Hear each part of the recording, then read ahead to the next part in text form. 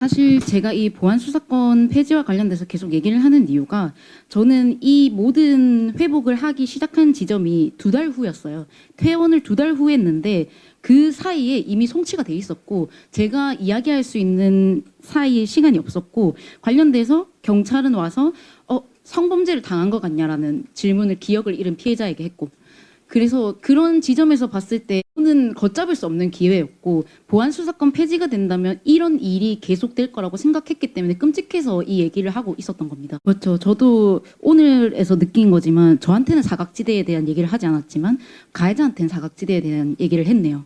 그래서 저는 아예 7분의 사각지대가 있다라는 얘기조차를 못 들었고 그 가해자가 무슨 주장을 하나요? 가해자가 어떻게 얘기를 하나요? 사과는 하나요? 이렇게 얘기를 했을 때 가해자가 누군가요? 라고 물었을 때 가해자의 개인정보라서 알려줄 수 없다.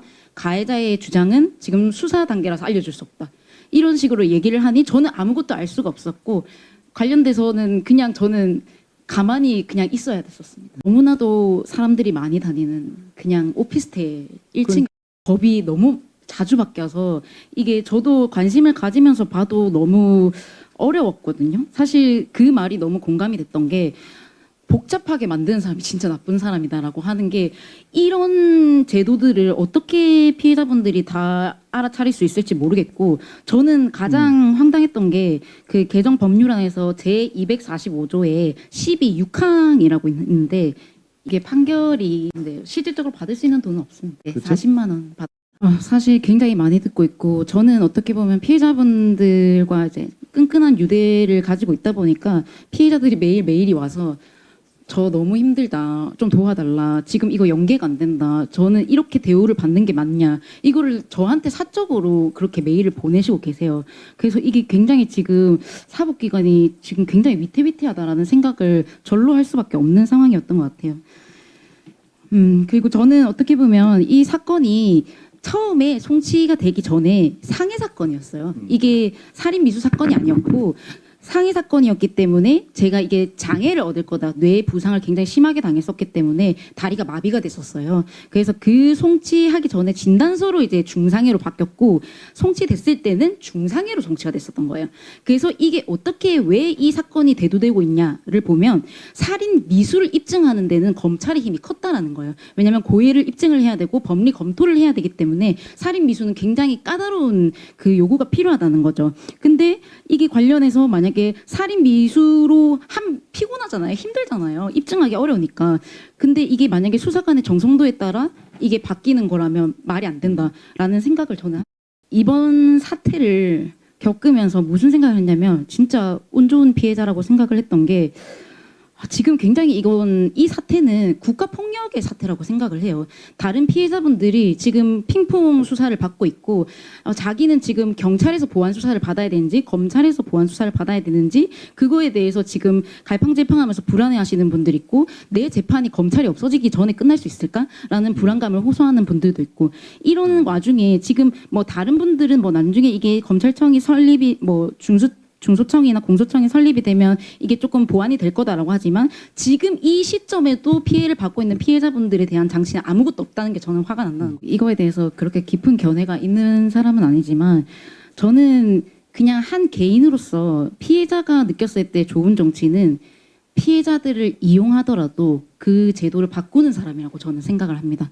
그런데 굉장히 나쁜 정치는 뭐라고 생각하냐면 자신들이 유리할 때만 피해자 그리고 고인을 이용해서 이것을 수단으로 이용하는 사람들이 굉장히 나쁜 정치라고 생각을 합니다. 아무것도 바꾸지 않고 본인들의 유리한 설득으로만 필요로 하는 거는 정말 나쁜 정치라고 저는 생각을 합니다. 지금 이 사태를 1년 동안 계속 얘기를 하면서 꼭 국가가 해야 될 건 지금 살펴야 될 건 죄를 짓지 않은 사람들이라고 생각을 해요. 왜 세금을 내고 열심히 사는 사람들은 보호하지 않고 그들을 보호하고 계속 감싸려고 하는지 죄를 짓지 않은 피해자는 잘 모르겠습니다. 그리고 결국에는 많은 분들이 이 정치와 관련된 얘기를 하시면서 국민을 대변해서라는 말을 쓰던데 이렇게 할 거면 국민을 감히 대변한다는 말 하지 않았으면 좋겠습니다. 굉장히 불쾌하고 사실 이 사태에서 변호사도 반대하고 검사도 반대하고 경찰도 지금 난리나고 피해자도 반대하는데 도대체 이거 누구를 위한 법이라는 거예요. 이건 특수한 누군가를 위해서 하는 건가라는 생각이 들 수밖에 없는 거예요. 그리고 전당대회 관련해서 뭐 8월 안에 끝내겠다? 피해자 제도가 그렇게 빨리 끝나나요? 어떻게 이렇게 안일하게 대처를 해서 제도를 만들겠다라고 하는지 그냥 편하게 제도 만들 거면 제도 안 만드는 게 낫지 않나요? 왜 거기서 피해자들은 죽어나야 되나요? 억울한 건 피해자들이에요. 피고인이 아니라고요. 피해자 먼저 챙겨야죠. 저희가 지금 챙겨야 되는 건 억울한 피고인이 아니라 억울한 피해자라고 생각합니다. 경찰에서 이런 걸 얘기를 하고 이제 1개월 내에 이걸 마무리 짓고 이게 굉장히 어렵다고 생각을 하고 저는 그때 당시에 왜 경찰이 부재하다라고 생각을 했었냐면 가해자가 3일 동안 도주를 했을 때 저를 지키는 경찰이 없었고 가해자가 도주해서 잡혔을 때도 언론을 통해서 알 수 있었고 그 누구도 아무한테도 저한테 얘기를 해주지 않고 관련돼서 제가 죽을 수도 있었음에도 불구하고 의식을 차렸다는 이유로 어떤 타박상이나 멍이나 이런 것들은 아무것도 찍어가질 않고 그때부터 국가가 부재하다는 걸 알고 있었습니다. 그래서 이런 사태들이 결국에는 저는 특수한 사람에게만 일어나는 것이 아니라고 생각을 하기 때문에 결국에 어떻게 보면 제가 조금 민망하지만 이 지옥에나 가세요라는 그 표현을 쓰긴 했는데 저는 왜 이런 말을 쓰게 됐냐면 여태껏 이 지옥은 피해자들의 것이었다고 생각을 해요. 그런데 이 사람한테 이 지옥에나 가라 이런 말을 하시겠지만 우리 모두 지옥에 이미 지금 이제 놓여 있습니다. 그래서 추후에 지옥 갈 사람을 지금 걱정할 때가 아니라고 저는 저는 사실 무슨 단어가 떠올렸냐면 회피형 대통령이다라는 생각을 했습니다. 결국에 이것에 대해서 자신이 지지한다 아니면 반대한다 이런 얘기도 하지 않고 헌법에는 위반되지 않지 않느냐라고 하는 것은 그냥 본인이 책임을 막중하게 지기는 싫다라는 공무원의 태도라고 생각을 합니다. 그래서 저는 이게 굉장히 불쾌하다라고 얘기를 하는 겁니다. 제가 또 얘기를 해드리고 싶은 게 결국에는 뭐 도주의 문제가 있다라고 생각을 했지만 이게 7분의 사각지대에 대한 질문을 하려면 가해자에게 더 많은 시간을 드려야 되고 더 많은 질문을 해야 됩니다. 굉장히 번거로운 일이라는 거죠. 그래서 결국에는 범죄 피해를 입증하려면 오롯이 진실을 찾아내려면 번거로운 일이라고 생각을 해서 그 또한 이게 제가 가해자한테 머리를 6회, 7회 수차례 가격을 당하면서 가해자가 제가 혼절을 하자 이 CCTV가 보이지 않는 사각지대로 가서 이제 7분의 공백이 있었어요. 그래서 그 사이에 어떤 일이 일어났는지는 아직도 모르는데 그 상황에서 이제 관련돼서 피해자의 거기를 왜 들고 갔어요? 피해자가 이제 조금 의식이 없는 것 같아서 걱정돼서 데리고 갔다라고 한다거나 심폐소생술을 하려고 갔다거나 뭐 그런 식으로 이제 가해자가 얘기를 하고 그냥 이렇게 넘어가더라고요.